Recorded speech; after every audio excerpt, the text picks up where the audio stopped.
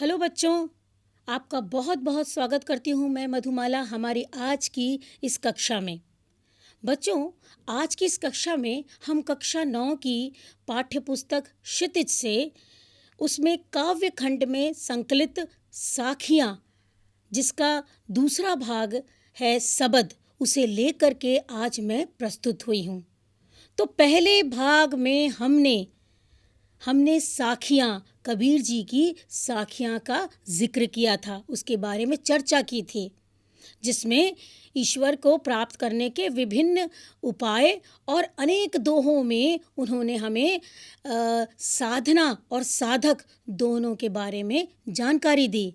अब इस भाग में हम सबद अर्थात शब्द यानी कि कबीर जी द्वारा बोले गए शब्दों के समूह को, जिसे हम वाक्य कहते हैं, उन्हीं दोहों के बारे में यहाँ पर पढ़ेंगे, चर्चा करेंगे।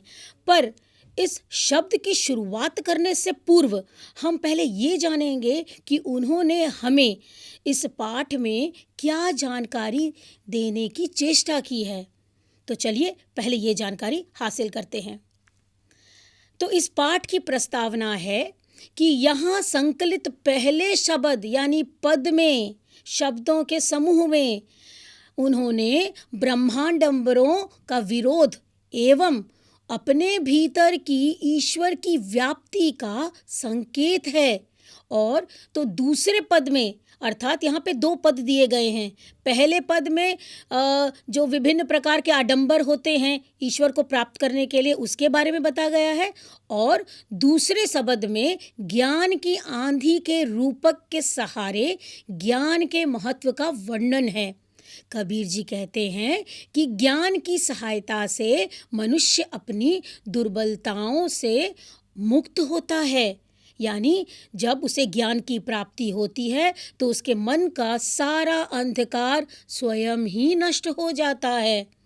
तो इन जिन दो पदों की यहाँ पर चर्चा की गई है, हम शुरुआत करते हैं पहले पद से। तो पहले पद में सबद अर्थात शब्द पद, यहाँ पर कबीर जी कह रहे हैं कि मोको कहाँ ढूंढे बंदे, मैं तो तेरे पास में, ना मैं देवल ना मैं मस्जिद ना काबे कैलाश में, ना तो कोनो क्रिया कर्म में नहीं योग बैराग में, कहे कबीर सुनो भाई साधो सब सांसों की श्वास में। अर्थात अब इस पद के बारे में चर्चा करने से पूर्व हम इन शब्दों के अर्थ की जानकारी लेंगे, तत्पश्चात हम इसके भावार्थ के ऊपर विषय में बात करेंगे।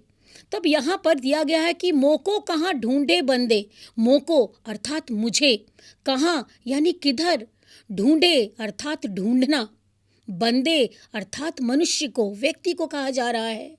मैं तो तेरे पास में अर्थात मैं तुम्हारे पास ही हूँ, ना मैं देवल, देवल अर्थात देवालय जिसे कहते हैं, उसे मंदिर भी कहते हैं, ना मैं मस्जिद, मस्जिद जहाँ पर मुस्लिम पूजा करते हैं, न काबे कैलाश में, काबा, काबा होता है मुसलमानों का तीर्थ स्थान। और यहाँ कोने, कोने का अर्थ होता है किसी भी, और क्रिया कर्म अर्थात सांसारिक आडंबर, आडंबर अर्थात दिखावा। योग, योग का अर्थ यहाँ क्या बताया गया है, योग साधना करना अर्थात तपस्या करना। वैराग यानी वैराग्य, तुरंते अर्थात शीघ्र ही। तलाश, तलाश का अर्थ है खोज। तो यहाँ पर कबीर जी इन दोहों में, इन पदों में हमें ये बता रहे हैं, मोको कहाँ ढूंढे बंदे, मैं तो तेरे पास में, अर्थात मुझे कहाँ ढूंढते हो, मैं तो तुम्हारे अंदर ही हूँ। अभी हम शाब्दिक अर्थों का मिलान करके इसे समझने की चेष्टा करेंगे। न मैं देवल न मैं मस्जिद न काबे कैलाश में, यानी न मैं मंदिर में स्थापित हूँ, न मैं वहाँ रहता हूँ, न मैं मस्जिद में रहता हूँ, और ना ही काबा जैसे तीर्थ स्थान और कैलाश जैसे स्थानों पर ही विराजमान रहता हूँ। न तो कोनो क्रियाक्रम में अर्थात मैं किसी भी तरह के दिखावे में या किसी भी कार्य जिसे करके लोग सोचते हैं कि मैं ईश्वर की प्राप्ति कर लूँगा, मैं उन सब के द्वारा भी नहीं प्राप्त होता हूँ, ना ही योग वैराग में, अर्थात ना ही मैं किसी तपस्या द्वारा मिल सकता हूँ, ना ही साधु संत द्वारा जो तपस्या की जाती है उसके द्वारा प्राप्त हो सकता हूँ।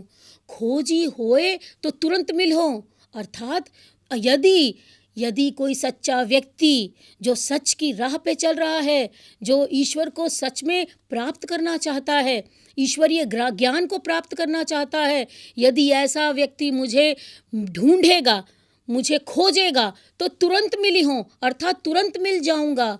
पल भर की तलाश में, अर्थात तुरंत क्षण भर में मैं उसके सामने प्रकट हो जाऊंगा। कहे कबीर सुनो भाई साधु, अर्थात यहाँ पर कबीर जी सभी साधकों को जो तपस्या में लीन रहते हैं, जो विभिन्न प्रकार के आडंबर करते हैं, उन सभी साधकों को संबोधित करते हैं कि ईश्वर कहाँ है, वह तो सबकी श्वासों के श्वास में है। श्वास का अर्थ क्या होता है? श्वास का अर्थ होता है सांस, जिसे हम और आप लेते हैं। तो श्वास कहाँ होता है? वो हमारे भीतर होता है। उसी प्रकार कवि कह रहे हैं कि ईश्वर कहीं बाहर नहीं है, वो स्वयं हमारे भीतर है। चलिए अब हम इसका भावार्थ संपूर्ण रूप से देखते हैं। ईश्वर मनुष्य से कहते हैं कि हे मनुष्य, तू मुझे अपने से बाहर कहाँ ढूंढता भटक रहा है? मैं तो तेरे बहुत नज़दीक हूँ।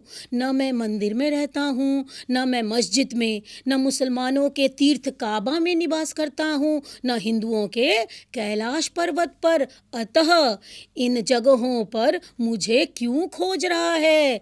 तुम्हारा भटकना बेकार है। न तो मैं किसी विशेष क्रिया के करने से मिलता हूँ और न किसी कर्मकांड से मिलता हूँ, न मैं योग साधना करने से मिलता हूँ और न संसार को छोड़ करके सन्यासी बनने से। यह सब तो ऊपरी दिखावा है। तो जैसा कि वे हमें कह रहे हैं कि लोग कितने प्रकार के आडंबर करते हैं, दिखावे करते हैं, वो तिलक लगाना, वो मनके की माला पहनना, वो राम नाम जपना, नाम जपते हैं, लेकिन उनका ध्यान कहीं और रहता है। यानी जो एक चित्त हो करके ईश्वर का ध्यान नहीं करते, उन्हें कभी भी ईश्वर की प्राप्ति नहीं होती है। तो यहाँ पर ईश्वर कह रहे हैं कि तुम मुझे कहाँ ढूंढ रहे हो? मैं आसपास संसार में कहीं नहीं हूँ। कहाँ हूँ? मैं तो तुम्हारे अंदर हूँ, तुम्हारे सांसों के साथ चलता हूँ, तुम्हारी आत्मा में विद्यमान हूँ। आगे कवि ये भी कह रहे हैं कि मैं तो सब जगह पे व्याप्त हूँ। यदि सच्चा खोजने वाला भक्त हो, जिसके मन में मुझे पाने की सच्ची लगन हो, तो मैं तुरंत ही उसे दर्शन देता हूँ। मुझे पाने के लिए तो पल भर की सच्ची लगन ही काफ़ी है।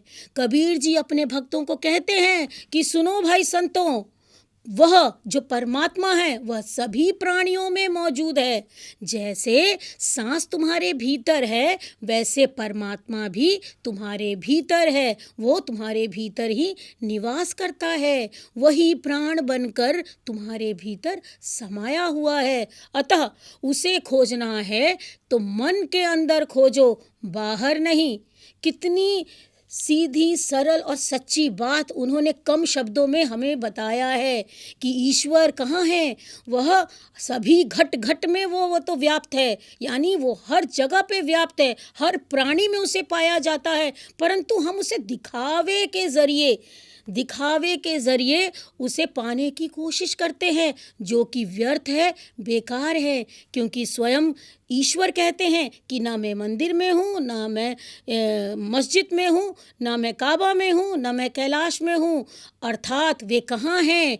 वे बोल रहे हैं कि यदि कोई सच्चा साधक हो, जिसके मन में सच्ची भक्ति हो, तो वो क्षण भर में मुझे प्राप्त कर सकता है। उसके बुलाने पर मैं तुरंत उसे दर्शन दे देता हूँ। और मैं कहीं बाहर नहीं, मैं तो तुम्हारे अंदर हूँ, मैं तो तुम्हारी सांसों में व्याप्त हूँ। अर्थात आपके जैसे हम सांस लेते हैं वो हमारे अंदर चलती है, उसी प्रकार से ईश्वर भी हमारे अंदर प्राण बन करके बसते हैं, हमारी आत्मा में रहते हैं। इसीलिए तो ये कहा गया है कि हम लोगों से झूठ बोल सकते हैं, लेकिन अपनी आत्मा से कभी भी झूठ नहीं बोल सकते। तो यहाँ पर कहने का अर्थ ये है कि ईश्वर हमारे अंदर है, यानी हम किसी से भी कुछ भी कहें, लेकिन हम जानते हैं कि हमने क्या कार्य किया, अच्छा किया या बुरा किया, क्योंकि हमारे अंदर भी ईश्वर विद्यमान है। चलिए अगला पद देखें। संतो भाई आई ज्ञान की आंधी रे, भ्रम की टाटी सबे उड़ानी, माया रहे न बांधी, हिति चित्त की द्वे थुनी गिरानी, मुँह बलिंडा टूटा, तृष्णा छानी परी घर उपरी, कुबधी का भांडा फूटा। अर्थात यहाँ पर कवि कह रहे हैं कि ज्ञान की आंधी आ गई है, लेकिन उससे पूर्व हम पढ़ेंगे इन शब्दों के अर्थ। तो यहाँ पर जो शब्द दिया गया है टाटी, अर्थात बांस की फटियों से बना हुआ पर्दा। माया, माया अर्थात अविद्या और या रस्सी, यहाँ पर माया को अविद्या के रूप में भी बताया गया है। हिति, हिति का अर्थ होगा स्वार्थ। चित्त, चित्त का अर्थ है मन। थूनी, थूनी अर्थात खंभा या जिसे हम कहते हैं स्तंभ। बलिंडा अर्थात छत पर बांधी जाने वाली बल्ली। टूटा यानी टूटा हुआ। तृष्णा अर्थात तृष्णा, चाह या कामना। छानी, छानी का अर्थ होता है छप्पर, यानी झोपड़ी पर जो छप्पर जो छत होती है उसी को ही छप्पर कहा जाता है। घर यानी यहाँ पर धरती उसे माना गया है। कुबद्धि, कुबद्धि का अर्थ है सांसारिक वासनाओं वाले विचार, यानी बुरे विचारों को यहाँ पर कुबुद्धि से तुलना की गई है उसकी। भांडा अर्थात बर्तन। तो बच्चों, इन शब्दों के अर्थ जानने के बाद आइए अब जानते हैं इन सब के भावार्थ। तो यहाँ कबीर जी कह रहे हैं कि हे संत भाइयों, ज्ञान की आंधी आ गई है। उसके आते ही भ्रम की टाटी पूरी तरह से उड़ गई है और माया रूपी रस्सी से बांधकर ना रख सके स्वार्थ और धन का चिंतन करने वाले मन के दोनों स्थान गिर पड़े हैं। मोह रूपी बलियां टूट गई हैं और तृष्णा रूपी छप्पर धरती पर आ गिरा है और बुद्धि रूपी बर्तन टूट गए हैं, फूट गए हैं और कुबुद्धि का भेद खुल गया है। अर्थात यहाँ पर बताया गया है कि किस प्रकार से जब किसी व्यक्ति को ज्ञान प्राप्त होता है, तो ज्ञान जहाँ पर होता है वहाँ पर सारे अज्ञानता वाले जितने भी विचार होते हैं वे वहाँ से गायब हो जाते हैं। अर्थात जिस व्यक्ति को ज्ञान की प्राप्ति हो गई है उसके अंदर जितनी भी दुर्भावनाएं, जितने भी विकार हैं, मोह, लालच, ये सारे अपने आप ही खत्म हो जाते हैं। और इसीलिए यहाँ पर कबीर जी ये कह रहे हैं कि ज्ञान की प्राप्ति होने पर टाटी जो है, यानी जो उसका जो टाटी है जो बांस के फट्टियों से बनी हुई है वो तो स्वयं उड़ गई। माया रूपी रस्सी में वो बांध कर उस पे न रख सकी और जो मन जो इधर उधर भटकता था वो अपने स्थान पर गिर पड़ा है और मोह रूपी जितनी भी बलियां हैं वो अपने आप ही टूट गई हैं और तृष्णा के रूपी जो छप्पर था, यानी जो चाहती थी मनुष्य क्या होता है कि ऐसा व्यक्ति है कि उसकी कामनाएं, उसकी इच्छाएं कभी खत्म ही नहीं होती हैं। तो जिस व्यक्ति ने सच्चा ज्ञान प्राप्त कर लिया हो तो क्या होगा, उसकी जो तृष्णा है वो तृष्णा रूपी छप्पर स्वयं ही टूट करके जमीन पर गिर पड़ी और बुद्धि रूपी वर्तन, यानी हमारी बुद्धि में अच्छे विचार और खराब विचार, ये दोनों विचार अपना अपना स्थान ग्रहण करते हैं। लेकिन जिस बुद्धि में ज्ञान रूपी बातें समा गई हों, यानी बुद्धि रूपी जो वर्तन है वो ज्ञान के आते ही क्या हुआ, वो अपने आप ही टूट फूट गया। यानी उसके अंदर जितनी भी कुभावनाएं थी, कुबुद्धि थी, यानी जितने भी गंदे विचार थे, खराब विचार थे, वह स्वयं ही उनका नाश हो गया। किसके आने से? ज्ञान की प्राप्ति होने से, ज्ञान के आने से। आगे देखते हैं। जोग जुगती करे संतो बांधी, जोग जुगती करे संतो बांधी, निर्चु चुवे न पानी, कूड़ कपट काया का निकस्या, हरि की गति जब जानी। आंधी पीछे जो जल बूठा, प्रेम हरिजन भीना, कहे कबीर भान के प्रगटे, उदित भया तम खीना। अब देखते हैं इनके शब्दों के अर्थ। जोग जुगति, इसका अर्थ होता है योग साधना से युक्त यानी परिपूर्ण। निर्चु अर्थात थोड़ा भी। चुवे यानी रिश्ता है, चूता है। जब पानी टपकता है हम उसे कहते हैं कि पानी चू रहा है, अर्थात चूता है। बूटा अर्थात बरसा, पानी के बरसने को कहते हैं। भीना अर्थात भीगा हुआ। भान अर्थात सूरज। उदित भया अर्थात उग गया यानी प्रकट हो गया। तम खीना, तम का अर्थ क्या होता है? अंधकार। और खीना का अर्थ क्या हुआ? नष्ट हो जाना, अर्थात अंधकार का नष्ट हो जाना। तो अब इस ज्ञान रूपी आंधी में कबीर जी हमें क्या बताना चाहते हैं? कबीर जी ये कह रहे हैं कि अब संतों ने योग साधना की युक्तियों से नए छप्पर का निर्माण किया है, और ऐसा निर्माण किया है, ऐसी मजबूती से किया है कि उसमें से पानी की एक भी बूंद नहीं टपक सकती। इस प्रकार जब संतों ने हरि के रहस्य को जान लिया तो शरीर में बसा हुआ कूड़ा कपट पूरी तरह से निकलकर बाहर हो गया, और इस ज्ञान की आंधी के बाद भक्ति रूपी जल की वर्षा हुई, और जिसमें क्या हुआ? प्रेम में हरि के सभी भक्त उस वर्षा में भीग गए। कबीर जी कहते हैं कि इस प्रकार ज्ञान रूपी सूरज के प्रकट होने पर जो भी अंधकार शेष था वह भी समाप्त हो गया। तो इस ज्ञान रूपी आंधी के बारे में उन्होंने क्या बताया है कि अब साधु संतों ने उसकी युक्तियां निकालनी हैं। उन्होंने नए छप्पर का यानी कि नए घर का निर्माण कर लिया है, और ऐसा मजबूत घर बनाया है कि अब उसमें से थोड़ा भी पानी नहीं चू रहा है। अर्थात उन्होंने हरि के रहस्य को जान लिया, यानी कि जितने भी ज्ञान होती है, ज्ञान भरा है संसार में, उसे प्राप्त कर लिया, और उसके प्राप्त करने के बाद को कुछ भी बाकी न बचा, और स्वयं ही जितने भी दुर्भावनाएं थीं सभी समाप्त हो जाती हैं। और उस घर को बनाने के बाद उन्होंने जो भक्ति रूपी जल था उसे इस प्रकार से मजबूत बनाया है कि जो भक्ति रूपी जल है उसकी जब वर्षा होती है तो वे उस भक्त भीग जाते हैं, सारे भक्त उस भक्ति में लीन हो जाते हैं।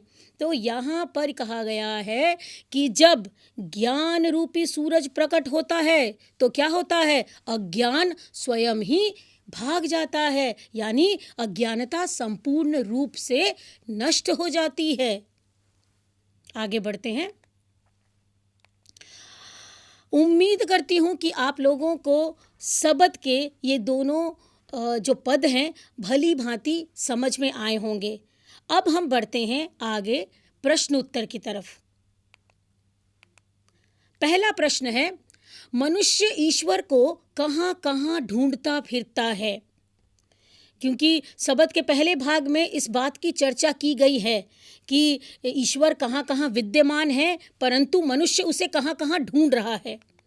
इसका उत्तर है, हिंदू अपने ईश्वर को मंदिर तथा पवित्र तीर्थ स्थलों में ढूंढता है, तो मुस्लिम अपने अल्लाह को काबा मस्जिद में, और मनुष्य ईश्वर को योग, वैराग्य तथा अनेक प्रकार की धार्मिक क्रियाओं में खोजता फिरता रहता है।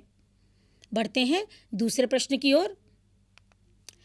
कबीर ने ईश्वर प्राप्ति के लिए किन प्रचलित विश्वासों का खंडन किया है? उन्होंने क्या बताया है, क्या प्रचलित है? क्योंकि दुनिया में तो ऐसी कई चीज़ें हैं कि हम जिसे करके हम ईश्वर को प्राप्त कर लेते हैं, लेकिन कबीर जी ने उन सभी बातों का खंडन किया है। और वो कौन सी बातें हैं?